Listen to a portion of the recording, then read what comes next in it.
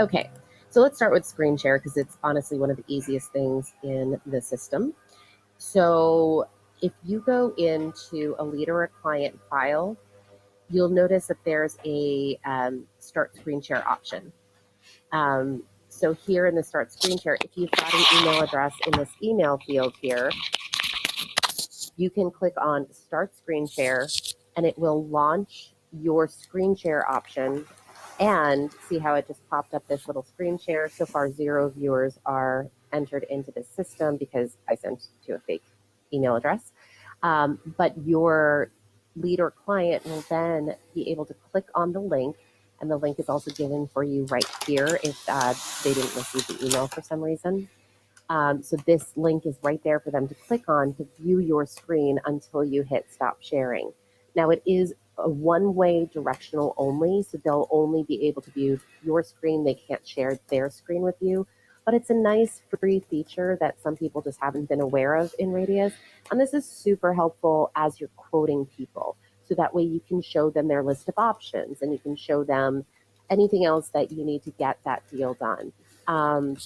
So having this visual screen share tool at your disposal, and it's such an easy process rather than being like, go to, even Uber conference and click on this link and enter in this detail.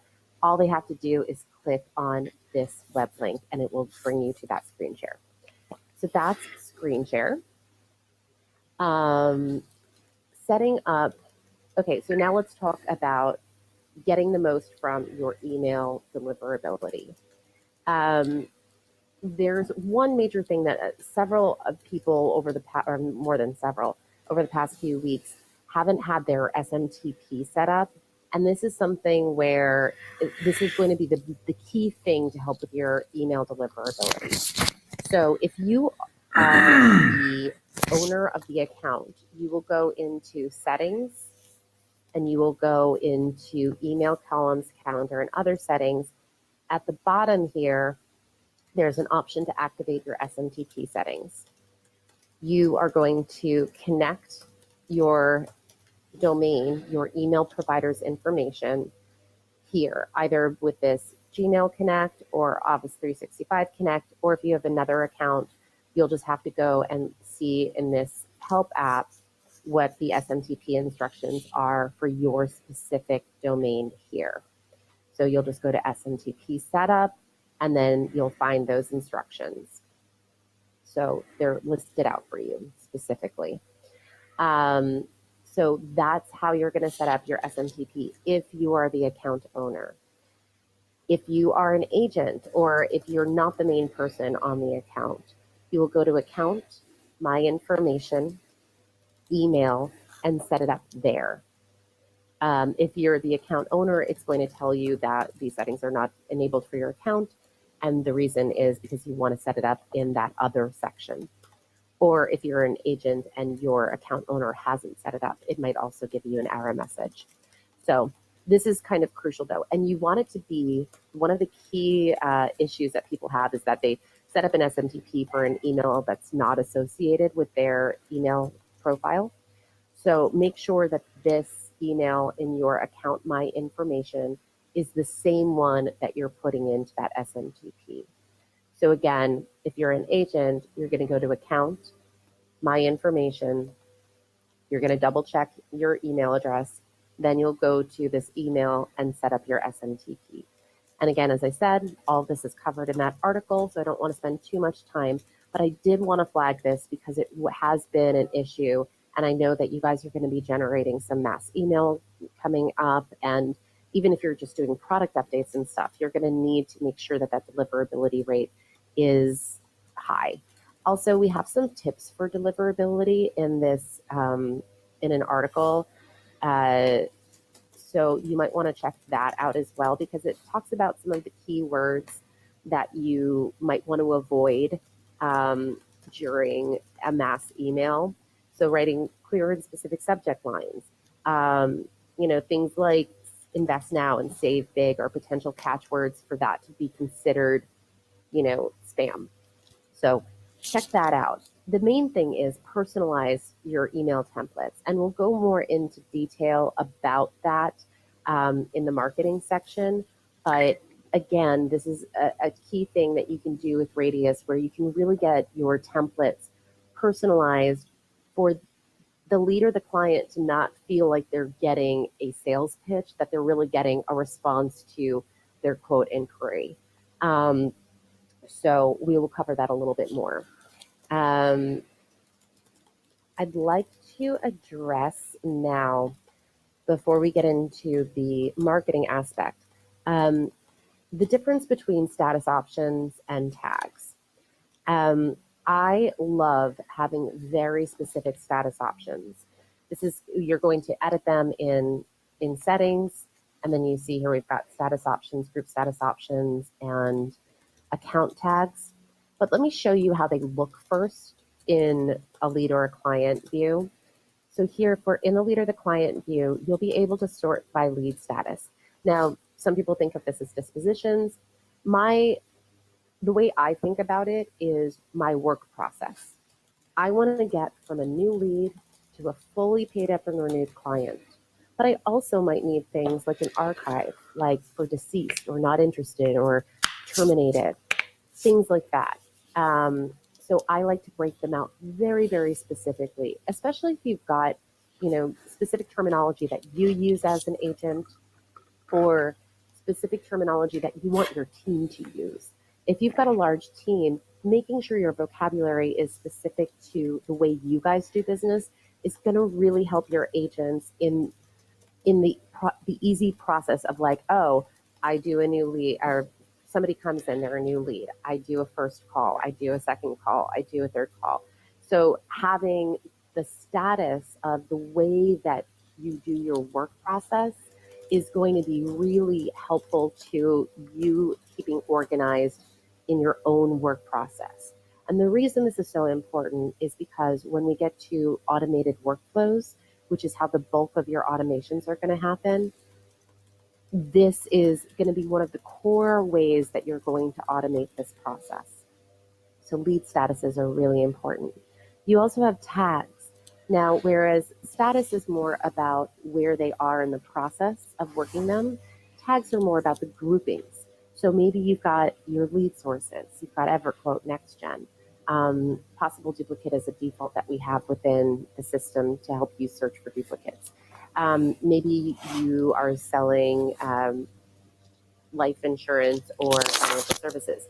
So you've got pre-retirement versus retirement, referred by client, upsell opportunities. So as you're working your clients, you can be creating these upsell opportunities because maybe you're considering adding in a product, or maybe they just don't have dental or life insurance or something of that nature.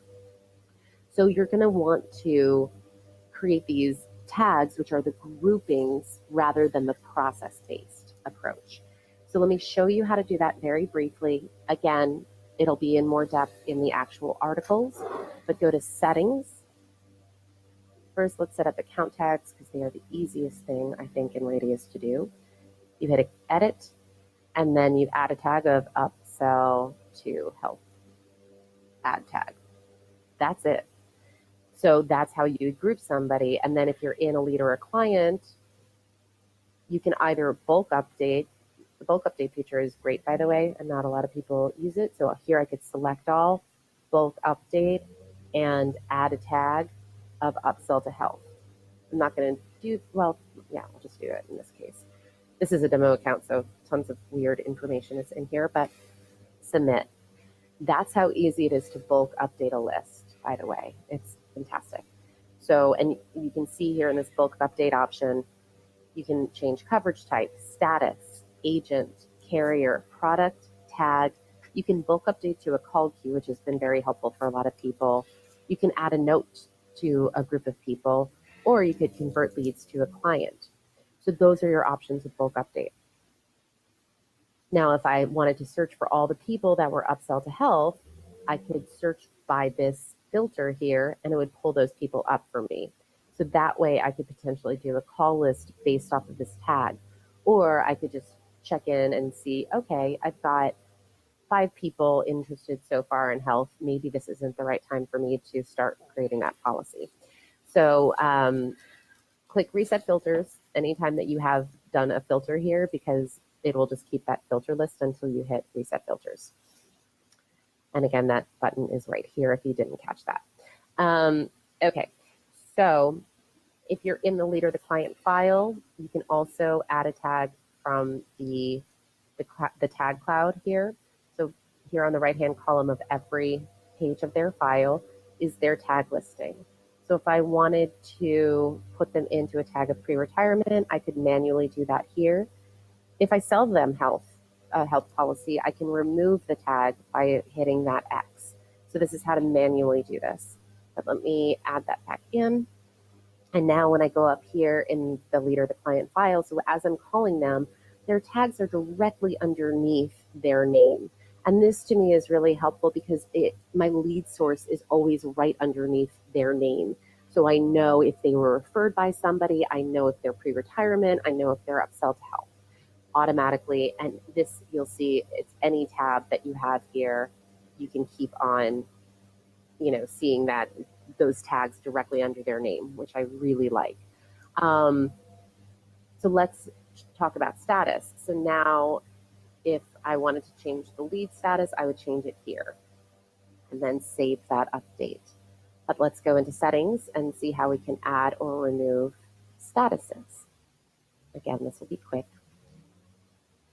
So first, I like to do group status options. When you sign up for Radius, you just have a default, but I really like breaking things out. Some people even like breaking them out between leads, prospects, and clients. So if I add in prospects as a sort order of 2 and the lead count.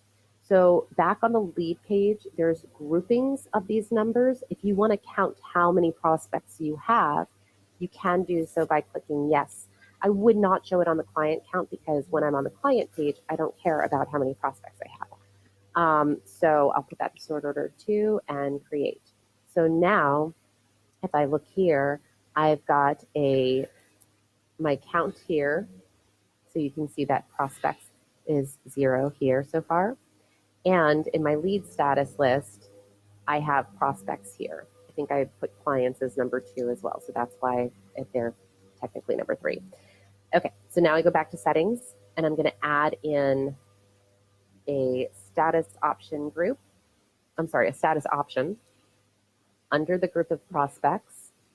And I'm going to give it a description of appointment completed, sort order 1, and I'll show it in the lead count because that's an important thing for me to follow up on. And then maybe I'll add another status option of prospects, appointment follow up completed, and sort order 2, show it in the lead count.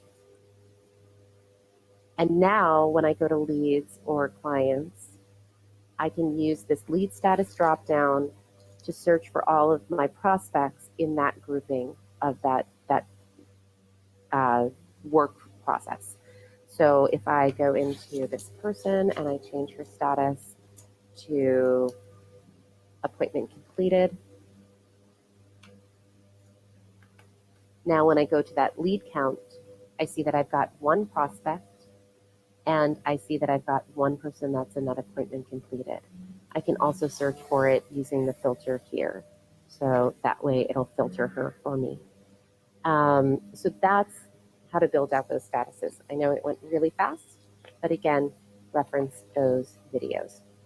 Now we're going to focus on setting up the call queues. So here in this settings section on the phone dialer, we can create as many call queues as are relevant for you. So here you can see I've got first attempt, second attempt, third attempt, client check-in, fourth attempt, quote follow-up, turning 65, final call needed.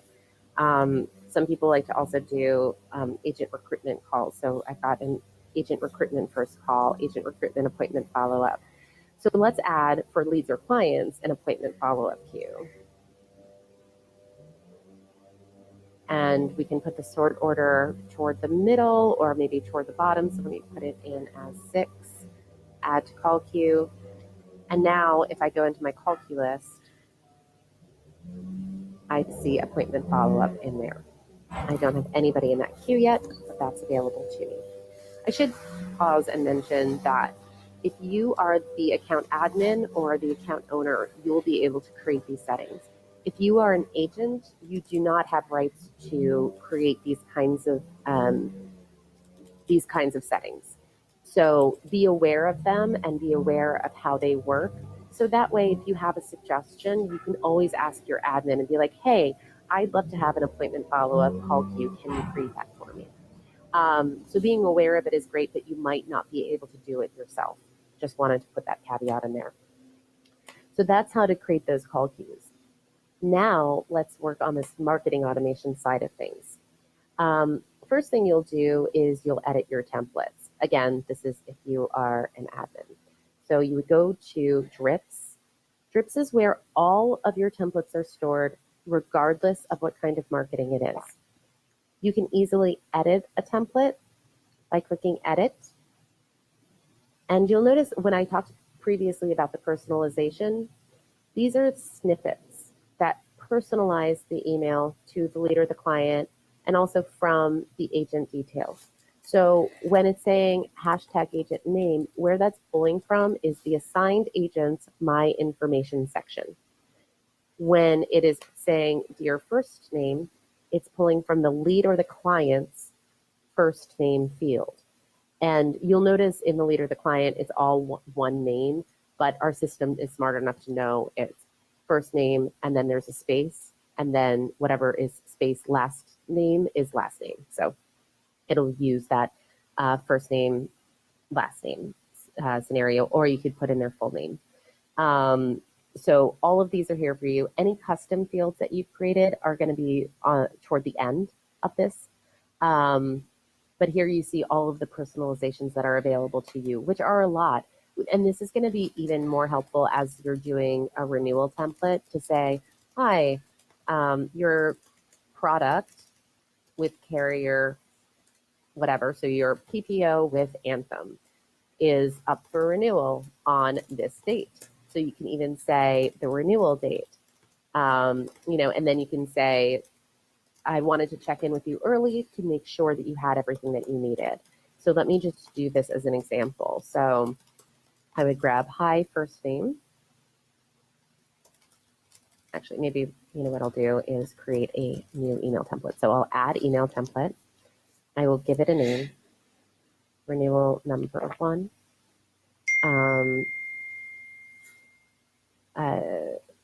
Your policy is renewing soon.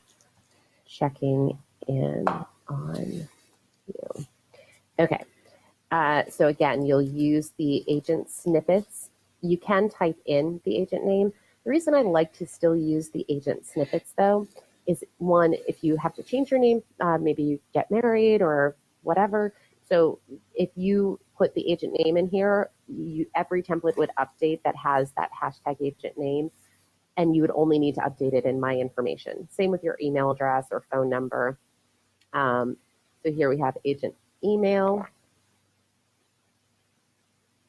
And if you wanted to BCC yourself on this, which for renewals, I recommend you BCC yourself. You can do that agent email. If it's something where it's generic, like a new lead, or if it's something that you would be sending out a lot of those emails at once, it might get overwhelming to BCC yourself on every single template. But anything that's date triggered, I usually BCC myself on. So we would say, hi, first name. Hello, first name. And then here we would do that carrier product. So you can get the gist of this, that you can really personalize this so it's very specific to your lead or your client, and save that template. So now we've created a template or edited one. And below here, we have these marketing plans. I like to consider these date-triggered marketing. You can use them for other things, but I really like to just have my date triggered in here, and then I use automated workflows for everything else other than mass email. So here, let's do this renewal number 1 email. So this would go out to all leads and clients, and it would go out maybe 90 days before their renewal date. And you can see that there are options for sending out before or after their birthday, 65th birthday, effective and renewal date. You can also send on their birthday, 65th birthday, effective and renewal date. And then I would choose that email template of renewal number 1. I would start it as of today, because maybe somebody's going to be renewing soon. And I would send it to all leads and clients. You can also choose to do all new leads that only assigned to me, or do not send to leads, do not send to clients. So since this is renewal, I won't send to leads. I'll only send to clients, and save that marketing plan. Simple as that. I'm sure that it's more complicated as you're starting it, but you have these options for you. And once you get familiar with them, it does go rather fast. But also, if I should mention, if you're an admin or an account owner and you're building this stuff out, let your agents know that these things are going to be triggered, because it's going to be more helpful for them to know that the system is working for them, and they'll engage with it more if they know, oh, if I enter in their birthday with their year, I can have a turning 65 email generate automatically for that lead or that client. So now let's go into automated workflows. This is my favorite part of Radius. I love it. It's in settings. And this is where, say I got BCC'd on that renewal template email. Now I can create a workflow for renewal pending. I'm going to put them, all I'm going to do is have my status change from maybe active client, or maybe it's a tag that generates it. Maybe that would be a better idea. Have a tag that generates renewal pending. And then I can have a workflow that then sends out a series of emails and maybe SMS messages and calls. So here I've got renewal pending is the workflow. I'll stop it if it no longer matches criteria, because once I actually get that contract renewed, I will move them to a status of active, or whatever you want to call it, or remove the tag of renewal pending. This will be for clients. You could have it tagged with renewal pending. That's probably the smartest approach, or a status of renewal pending, and then save that workflow. You can see that there are other options for automated workflows, such as tagged with, new record added to account, temperature, status, coverage type, carrier, product, state, zip code, not updated in. This is good if you've got like a larger team and you are round robining those leads and those clients, and somebody got assigned a lead or a client, but they haven't updated their file within 2 days. You might want to reassign it to a different person. So once you've created that, you're going to save the workflow. Then you can add as many actions as you want. Here you can see you can create a task, send an email, send a text message, add or remove a tag, reassign an agent or a record status, add or remove to a call queue, or do an advanced HTTP trigger. So there are a lot of options for you here. For me, I like to add somebody into a call queue, which is why I showed you how to build that first. So maybe 1 minute after they have their status changed to renewal pending, or their tag added as renewal pending, they'll get put into that renewal pending call queue. Or maybe you want to say 1 hour after, or a day, week, month, year. You can do it whatever time frame you want it to go into that call queue. For me, I think, I'll give you a good example of this as far as a new lead and then into a second attempt goes in just one moment. But let me show you in Create Task. You can assign it to a specific user or to the assigned user, so whoever the assigned agent is, or to a specific person. So if there's like a verification task that one person on the team does, creating a new task is a good idea. But for me, I prefer to use my call queues as much as possible, because then anytime that I have a moment free, I'm going into my call queues and calling those people. You can send an email, again, with whatever time frame you want, to the assigned agent, to the leader or client, to a specific agent, or even to a specific email address. So if you've got a verification person who's not within Radius, they're not a user within Radius, you can create an email template for verification that goes directly to them anytime the status is verification needed, or in underwriting, whatever you want it to be. You can send a text message. Now, you can only send a text message if the cell phone number is in the lead or the client's cell phone field. So just be aware of that. But you can set up this automation to go out anytime that there is a cell phone number in that cell phone field. And again, you can personalize it with these snippets saying, hi, first name. Perhaps this example is going to be that the status changed to second attempt needed. I like a nice best practice is, hi, first name. I just left you a voice message, but I'm sure you pre-screen your calls. Maybe I just left you a voice message in regard to your quote request. So that way it's very specific.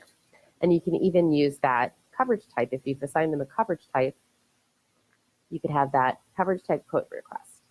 I'll try you back in 2 hours, but if you need me sooner, my number is, and then you would put your agent phone number, which is down here. And then that way they're going to get this text message, and it's going to reinforce your phone number, because so many people do ignore phone calls that are coming in. And this is just one way for you to have this best practice of having that greater recognition of your phone number, of your name, and you're personalizing it in a way that builds more of that one-on-one relationship, which then builds that greater trust. So this is a really good tool for you. And even, sending an email with kind of the same messaging of like, hi, I just tried to reach you, because sometimes you're going to have their email, but not their cell phone number.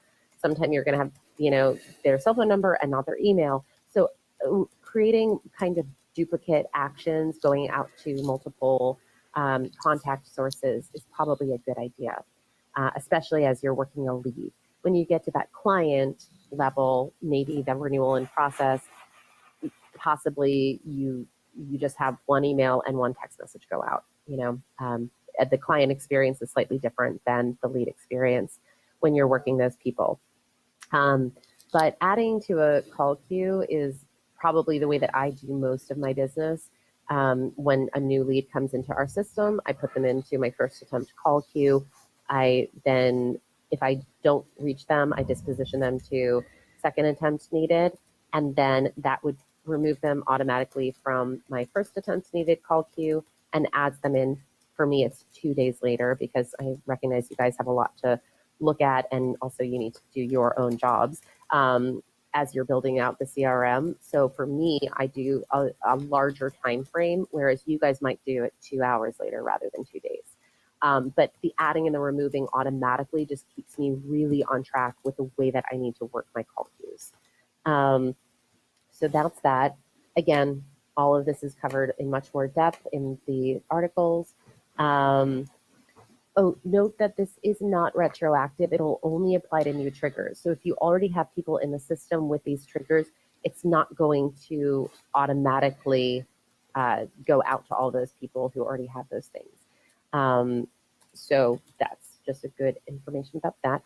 We also built out a few months ago, we released the appointment reminders. So not everybody knows that this is there. So I want to highlight this.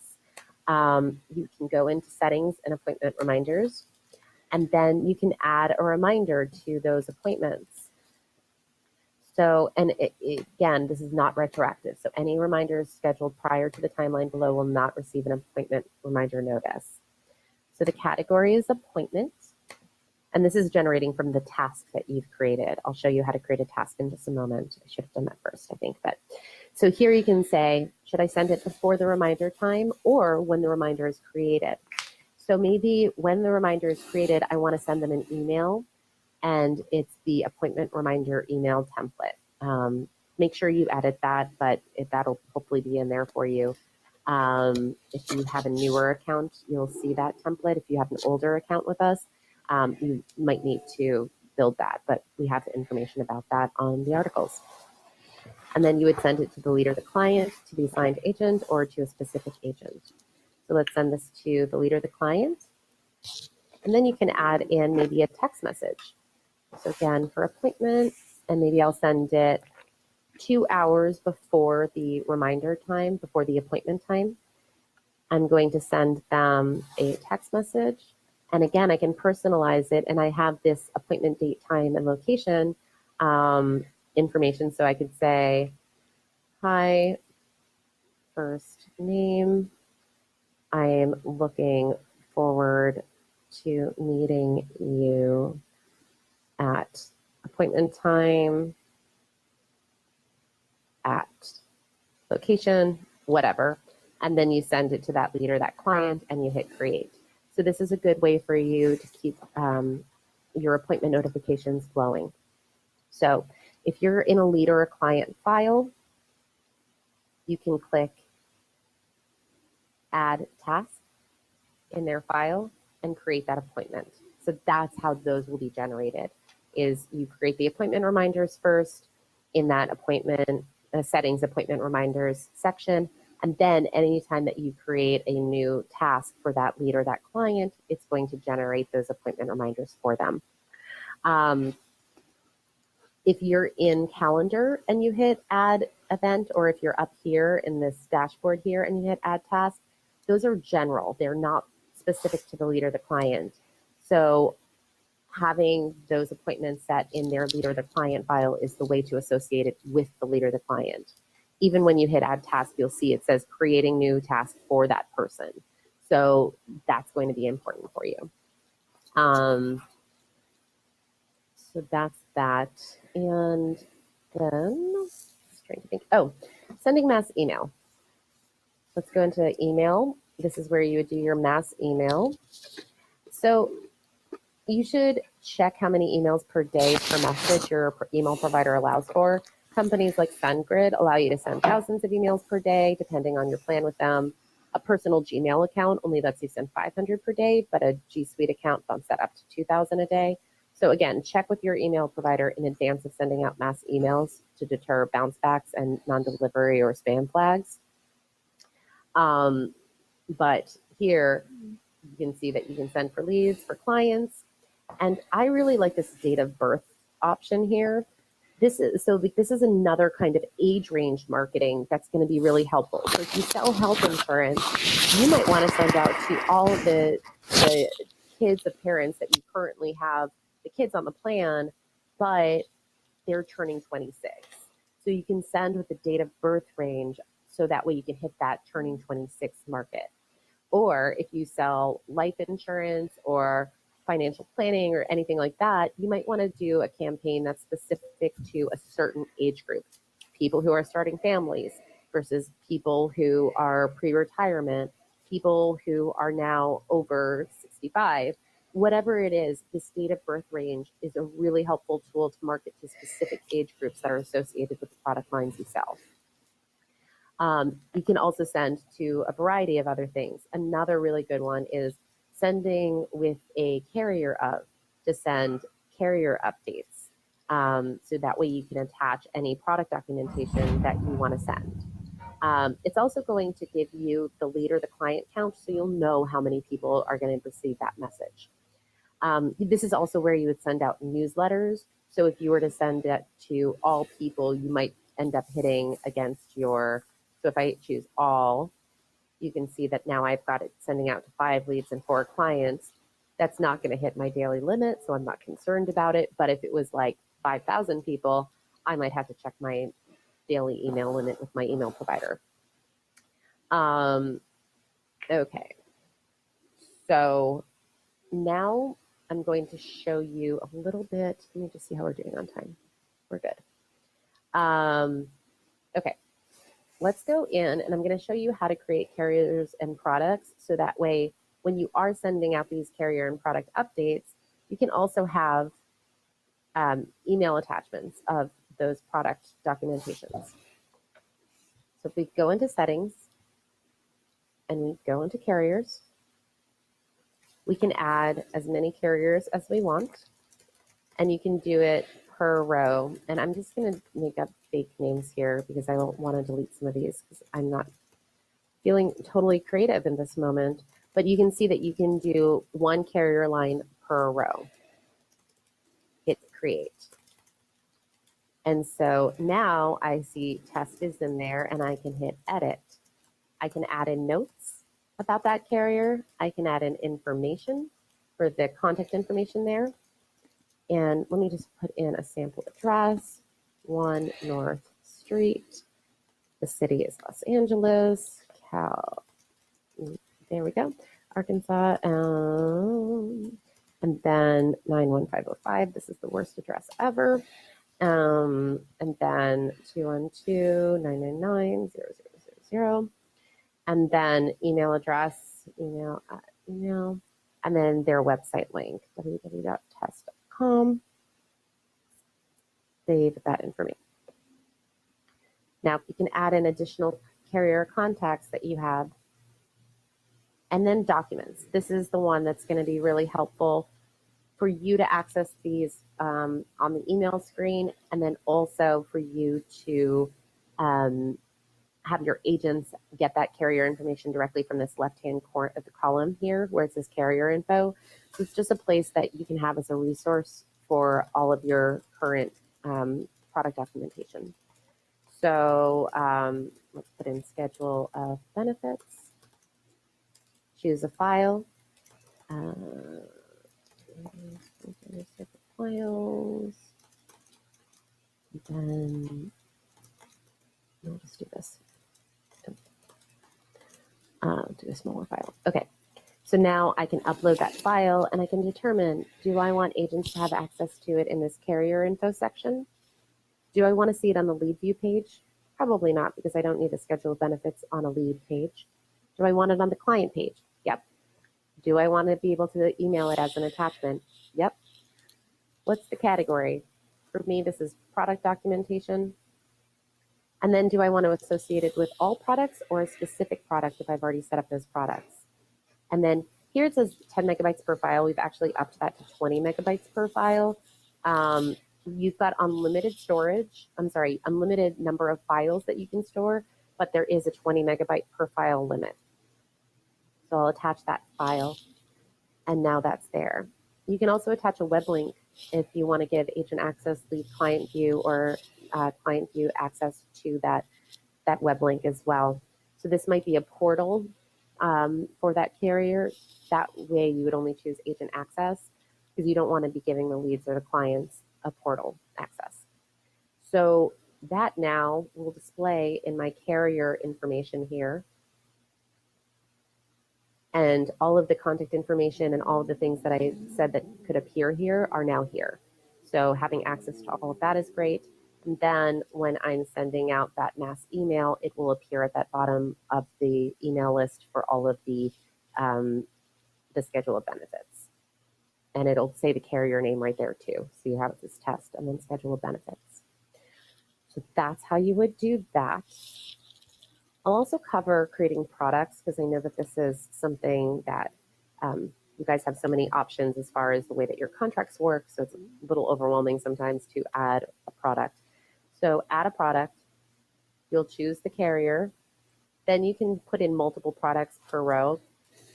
Sometimes you also have, if you have the same commission structure for all of the products, I do recommend saying PPO 75, PPO 60, and then you can edit the details out of it. But if they're really disparate commission structures, just do one at a time. But let's do this. I think I already have this example in there, so let me just make a big, yeah, there we have it. Okay, so is this commission paid monthly, yearly, or every so often? So every X months. We'll leave it as monthly, and renewal is paid monthly, or maybe it's paid yearly, every X months. A lot of people ask about, well, how do I set up for advances? First, you need to set up this aspect of it. So you'll set up your product documentation first, your product structure first. Then once you get to the lead or the client, you get to the client, you'll assign the specific product with their specific premium details and their specific effective and renewal date. That will generate a commission module, and then it will give you a schedule of when you should get paid, and then you'll say when you actually got paid. So if I had a $10 per month commission and I should be paid every first of the month on it, and I got a 6-month advance on October 1st, I would say I got paid $60 because of that 6-month advance, rather than the $10 per month schedule. Hopefully that was clear. So now we can choose that this is going to be a flat fee, if it's going to be a percentage of premium, if it's going to be tier years, commissionable premiums, or if it's Medicare Advantage, the prorated calendar. So that way, if you sign them in March, it's only going to give you that prorated amount for the calendar year. So for tier years, this is probably the most complicated, so I'll show you this example. So we're going to put in a default premium. This is just what the typical product would be, or the average product would be. Now, sometimes you're going to have a product where it's very specific, and you'll put in the actual premium here as well, but for the most part, you're putting in what the average premium is. Let's put in $500 monthly. Now, for the first tier year, or the first set of tier years, but for the first year, maybe this is 110%. But for the next 4 years, it's going to go down to 75%. And for the remaining time on that policy, so after year 5, once they get into year 6, it's a totally different rate. So you're going to get 30%. So the way that you would probably put this in is 100 years. So for the next amount of time until they cancel that policy, it would be at 30%. So you can see it's not like year 1, year 2, 3, 4. You're putting in 4 as the number of years. So second tier number of years. And we have examples here on the right-hand side for you as well. But this is a clarification point that I make often. So I just wanted to flag that. And then you'll hit save. And now those products are created. And now if I go into a client file and I assign them that product,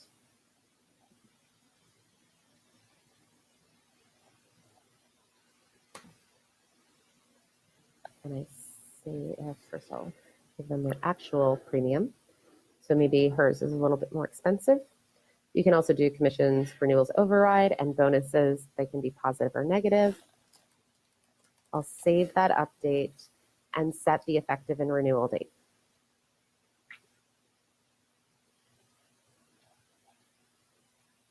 Then 10, maybe 9/30, 2020. Okay, so now I've got that. So now in my commission section, it'll generate the payment amount that I should have based off of what we've created on that product level. And then if I have got that advance, I can say I actually got paid early. I don't know why that would happen, but I got paid early and my actual payment amount was $12.10 because I got a 2-month advance on that product. So that's how you do advances. Okay, so that's the carrier and the products. I know that they are probably the most complicated thing to figure out how your structure is going to work. So I did want to show you that example. Again, there are more examples in the tutorials, but definitely feel free to ask specific questions about those. If it's personal to you rather than a general question, you can always hit us up and just ask us a question using that start conversation. The last thing I want to cover is linked records. I think this is a really important concept, especially as you're selling health insurance or life insurance or anything like that. Especially with Medicare. I think it honestly is the most helpful to people who sell Medicare. So when you link a record, here you can see that she's got a linked record already. So this example, she's the doctor and he's the patient. You can see that client relationship there. You'll also be able to see it in this linked record section on every page of the person's file, so you can toggle between the two of them. Now, why is this important? Well, for the most of you who sell Medicare or sell any kind of health insurance, especially, you would have one family member on a plan and then the other person, so say in the example of Medicare, one person ages in, but then that person's spouse hasn't aged into Medicare yet. You would want to add that person in as a lead so that way when they start, when they're about to turn 65, you can then contact them 180 days prior to their effective, or before their turning 65 date. So that date triggered marketing will come into play even with a lead that has a client as a, that already has an active client as a spouse. And here you can see you can have as many linked records as you want here. So Sally Davidson is his spouse. So if I wanted to add a linked record, I would simply click add record and I'll search for Sally.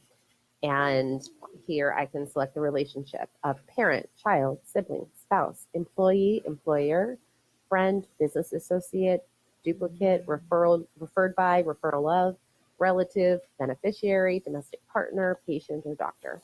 So here you've got these relationships so you know who that kind of person is, and you can toggle between their accounts, but also you can market to that other person. That's like the key part. So when I was showing you about those children who are turning 26, that's why it's important to have somebody who's a child in there, even if they're not the primary person on the policy. So that's how you're going to link those people together. So you would first add that person in. So let's say this person is Steve Davidson. Email@email.com, and then I can put in their date of birth, and can't think of how old somebody would be when they're 26, but say their birth date is, what would that be? 1997. Let's assume I'm right, but probably wrong. So here we create this lead, and now I'm going to link the record to his parents. So I'm going to search for last name Davidson, select the relationship of parent. So Sam is his father and Sally is his mother. Again, I'm going to select that relationship. And so now I know who the parents are, I know who the child is, and if I toggle between that relationship will be also in their file as well. So the links are all there. So you can see, even though I didn't create Steve as a child, because the parent is the link that I gave it, the child is listed there, and the lead type is there as well, so client or lead. So again, like the benefit of using these linked records are really to market to your existing clients' relationships. And you can also exclude them from marketing, of course, because if you don't want to be reaching out to them, that's fine as well. You could give them a specific status of related to client, could be a status, and that way they're taken out of that lead process. But yeah, that's how you would market to those people, or link them together for either, groups like companies or other kinds of relationships like patient and doctor. Okay, so those are the key things I wanted to cover. I know it was a lot, and I know it was pretty fast, but I think that these are the concepts, at least, that you should have as you're going into this period. So that way you're really able to work on that. And then also, just using the dialer, I think, is a big deal as well. So having your first attempt call queue set up. So that way, if you've got our basic plan on the dialer, you can simply click on that phone number. It launches the call. It'll bring you into that person's file. So you go in here, you click on the phone number, you would update their status, and then the triggers can work for whatever that status change is based off of those automated workflows that you've already created. And then you could go to the next person in the list. If you've got our full VIOP solution, you can hit launch dial queue and it'll roll those calls. Also, if you've got the full VIOP, we recently released a feature where you can call the list with the dial queue. So let me reset these filters here. If I wanted to send to everybody with a status of second attempt or with a status of something specific, or maybe a good example is if I'm doing appointments in a specific county, I could search in this find lead section and search by county contains, and then call that list directly from this filter and then hit that call list with dial queue. You can also do so in saved reports. So if you go to reports, saved reports, you run the report, and then you can call list with dial queue. So that's only if you have that DIOP that you would have the dial queue available. But it's a super helpful tool to just like go through those calls, get your reports taken care of, get your call queue list taken care of, get any filter lists that you have taken care of. And I'm sure that most of you are aware of the differences in our dialers, so I won't really go into that. These are like the main features of how you would use this during open enrollment, is really rolling those calls either through the click to call side of things or with this call list with dial queue, and really organizing your call lists, again, using that automated workflow is really going to help you. I know it'll take you a little bit of time to build the call lists out and whatnot, but once you've got those call lists with the automations, you're going to find that it's just so much easier to keep organized with who you're calling in when. Another benefit of having the BIOP is that if you do that call, you'll have an option to leave a voicemail, which will save you so much time and energy.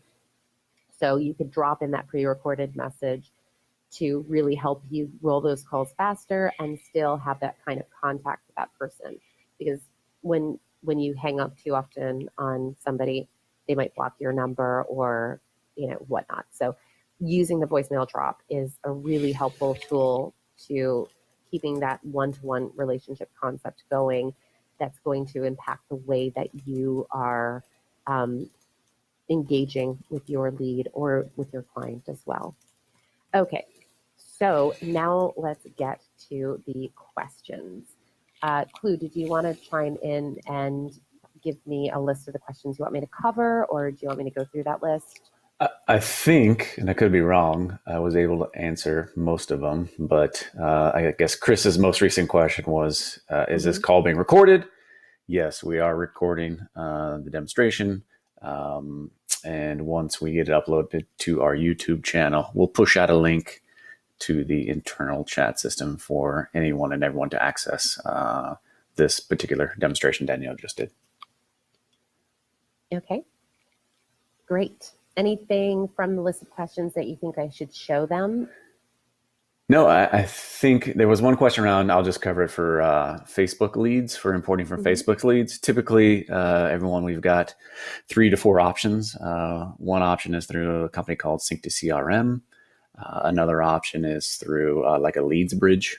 All these providers actually post or receive the lead information from your Facebook account and then automatically map it into Radius. The fourth option really is through Zapier. Some agents and agencies like Zapier because it's a minimal to no cost solution. So that allows you to take your leads from Facebook into Zapier and then Zapier into Radius. If you're going through that setup process, we've got some screenshots that show you how to do that on your end. And then we've also helped other agencies kind of just get through some of the final touches with those things coming in from Zapier. So that's the Facebook component. Danielle's done a great job, not only with this call, but in our YouTube videos in general. For everyone on our YouTube channel, we've got, I think, almost 40 various videos and vignettes that are 1 to 2 minute, maybe 5 minute in length, depending upon the topic. Very informative, there for your access at your fingertips on a 24-hour type of basis. So you can do it when you're not too busy.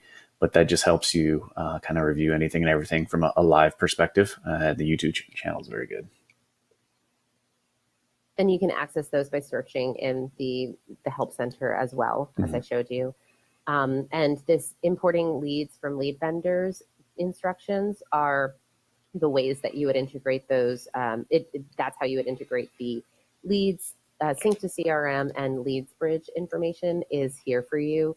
The Zapier, again, is is not here in this list, but we would give you those specifics once you create a conversation.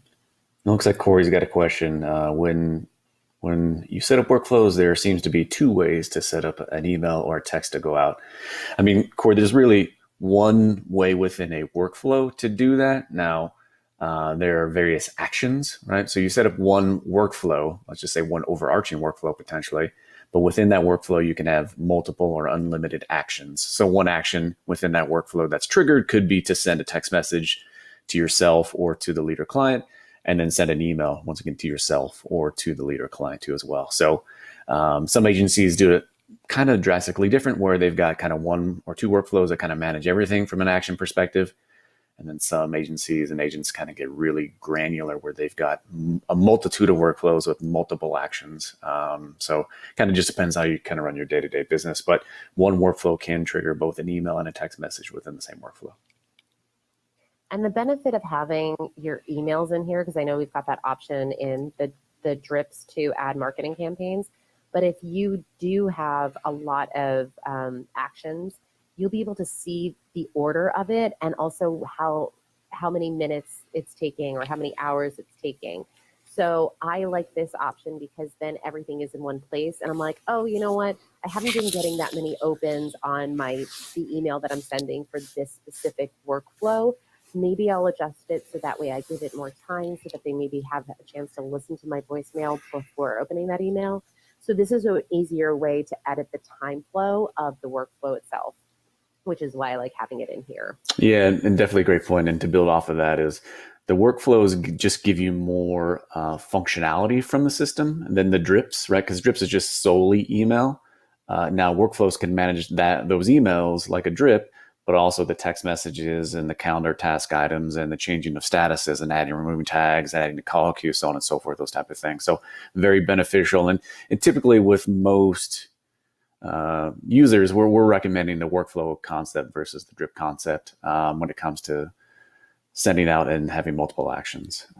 So Corey, when you set the action, when does that timeline start? So the workflow is basically triggered based upon how you've defined it. So it could be when a new lead is added to the system, you can have an email or text message go out instantaneously, right?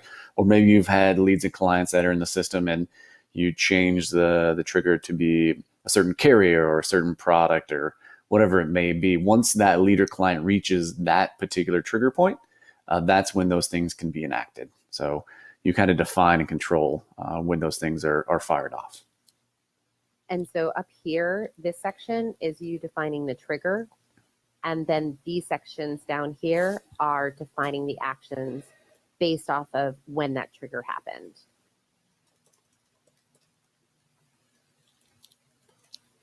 Okay. Any other questions we should hit, Clue? I mean, we're a little over time, but if there's anything big that we should cover first. I don't think so. I think you've done a great job, Danielle, covering covering everything. Yeah, and we'll send a list of the questions and upload the video soon. So yeah,